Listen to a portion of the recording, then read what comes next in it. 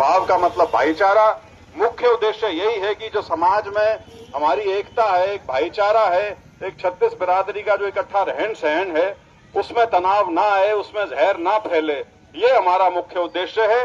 और जो हमारा स्लोगन इसके साथ है वो है कांग्रेस का हाथ भाईचारे के साथ।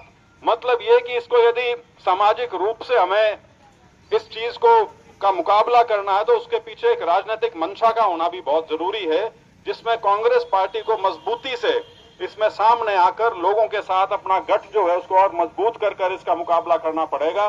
मैं सभी मेरे साथियों को इस चीज के लिए धन्यवाद देता हूं।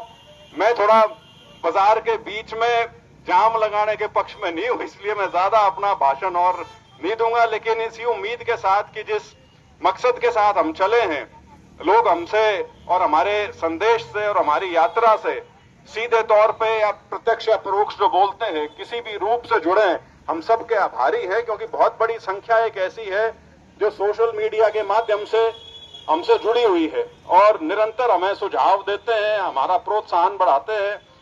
तो ये सारी चीजें हमको ये आश्वस्त करती हैं कि जो संदेश लेकर हम इस यात्रा के माध्यम से चले हैं वो ना सिर्फ जरूरी है बल्कि उसका समय भी ठीक है।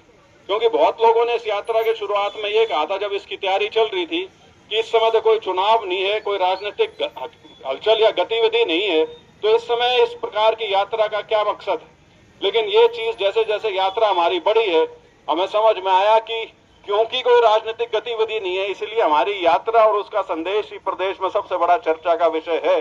तो मैं एक बार पुनः सभी साथियों का बहुत धन्यवाद करता हूं।